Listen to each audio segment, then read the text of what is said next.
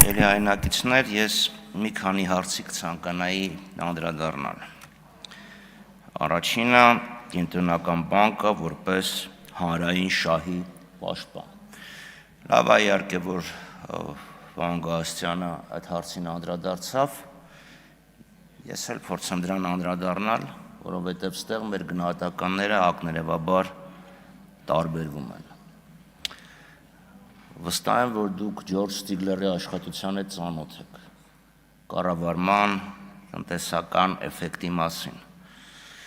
Ինքը մի եզրույթ էր մտցրել շրջանառության մեջ, որը կոչվում է կարգավորող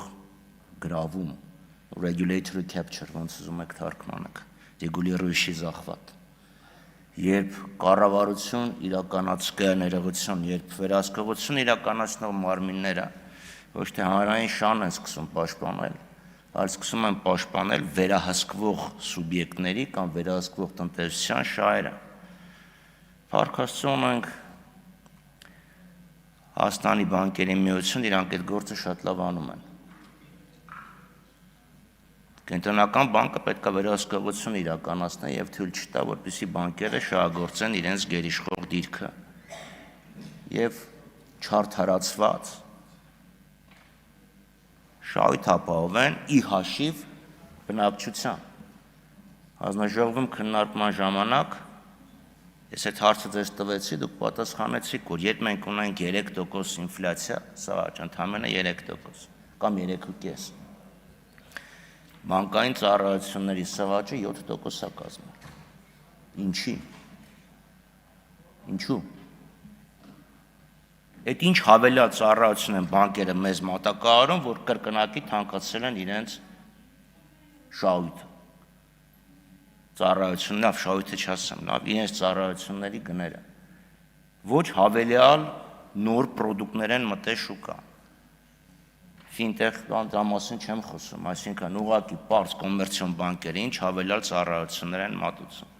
Սպասարկման որակն է արդյոք ավելի բարելավել։ Application-ները լավ, on-line banking ավելի բարելավել է, թե չէ։ Վերջերս բանկերից մեկը բարդացրել է, որ ինձ տարիներ շարունակ այդ բանկում են գործարքանում, իրանք ինչ-որ մի բան փոխել են։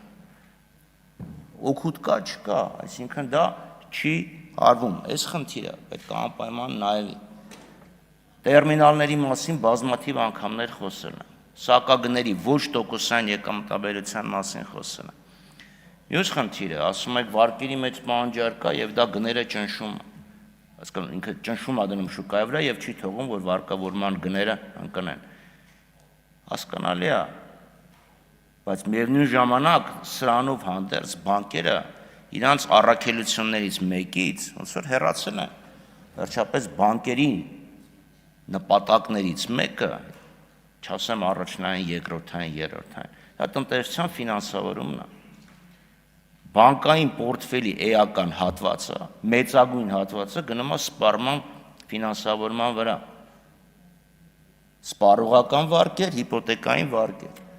Հիմա հիպոթեկային վարկային շուկան վստահաբար դուք ավելի լավ եք տեղյակ, թվերն ունեք, ես որակական ուսումնասիրությունների հիման վրա դա կարող եմ ասել, որ բացարձակ 90%-ը առաջին, ասկա մարդկանց հիմնական բնակարանն է, նենց չի, որ իրանք բնակարան են գնում, հետո այդ բնականը դարձնում են եկամուտի աղբյուր եւ հետեւաբար դա չեն կարող ասել, որ դա ներդրումային բնակարան է, հիմնականում սպառողական բնակարանը։ Մյուս խնդիրը սպառողական վարկերի մասին։ Իհարկե տուն գնելուց հետո մարդիկ նաև սառնարան են գնում, բայց եթե մենք նայում ենք սպառողական վարկի միջին չափը, այդ հենանիծածը սառնարանի քառորդի գնի է։ 250,000 դրամանոց վարկերն են գերիշխում։ Այսքան ակնհայտ է, չէ, որ ստեղ երկու գործոն կա, մարդիկ ովքեր չունեն, այս պահին իրանց եկամուտը չի հերիքում, իրանք գնում են վարկ են վերցնում այդ պահին սպառման համար։ Կամ կա ավելի վատ տարբերակ, կապենք դա խաղամոլության հետ։ Մյուս խնդիրը մակրոտնտեսական կայունություն, իհարկե դա շատ կարևոր է, բայց բանկերը մակրոտնտեսական կայունություն ապահովելուց բացի նաև պետք է նպաստեն տնտեսության աճին։ Հիմա դուք ասում եք մակրոտնտեսական կայունությունը նպաստում է տնտեսական աճին։ Լավ, դեմ չեմ, բնականաբար, եթե չկա կայունություն, աճ չի լինի, բայց կայունության լինելը աճ չի ապահովում, այսինքն անհրաժեշտ է բավարար պայմանների մասին է խոսքը։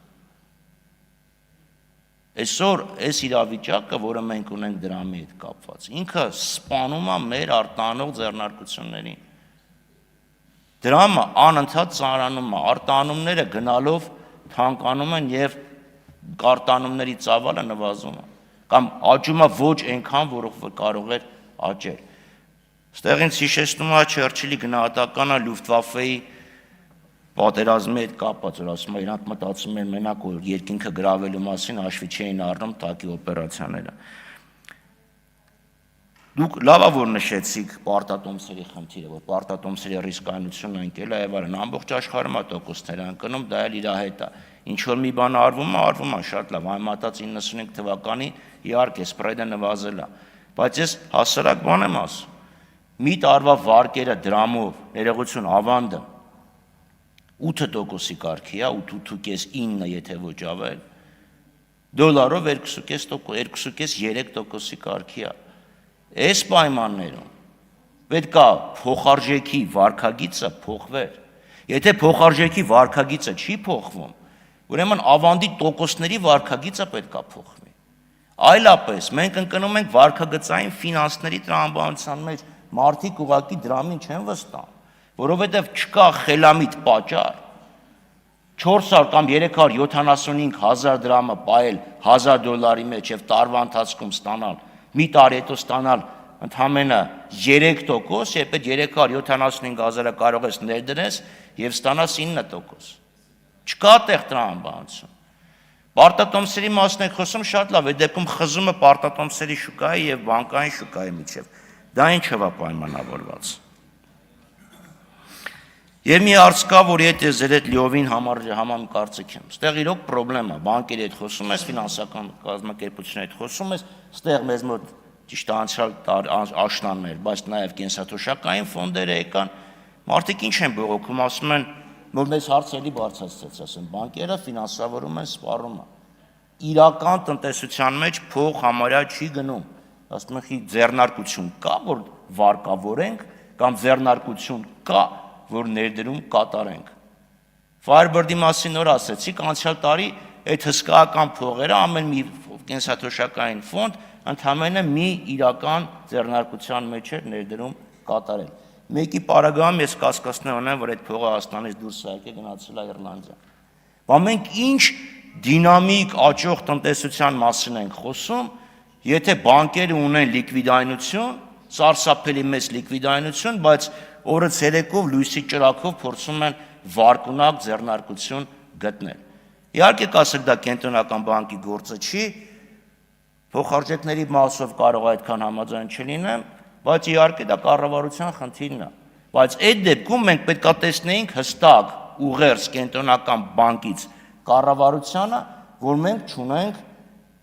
վարկունակ, բանկունակ, bankable ձեռնարկություններ։ Պրոյեկտների մասին չի խոսքը, տնտեսության մասին է, ձեռնարկության մասին է խոսքը։ Լավ, շատ համառոտ մյուս հարցի մասին։ Շատ հաճախ մեր քաղաքացիները գալիս է բողոքում են, ասում են, լավ, մի տարի, 2 տարի, 3 տարի առաջ ինչ որ փոքր մի հատ խախտում եմ արել, ընկել եմ սև ցուցակի մեջ, չեմ կարողանում դուրս գալ։ Այս հարցը լուրջ քննարկման առարկա պետք է լինի, այսինքն ես հասկանում եմ, որ բանկերն իրանք իրանց ռիսկային քաղաքականություն ունեն, բայց կարծեմ կենտրոնական բանկը հանրային շահի պաշտպան լինելու հանգամանքից դրդված պետք է անպայման բարձրացնի։ Այսինքն մարդը 3 տարի ավրա, 2 տարի առաջ ինչ որ ժամանակով, կարճ ժամանակով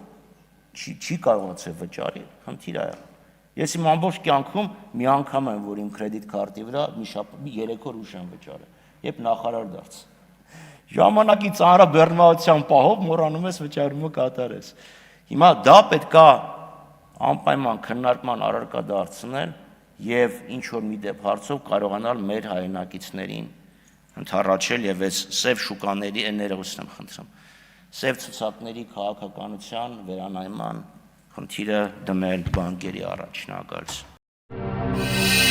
Բաժանորդագրվեք Արմատ մեդիայի ալիքներին սոցցանցերում։ Հետևեք մեզ նաև Արմատ մեդիա AM կայքում։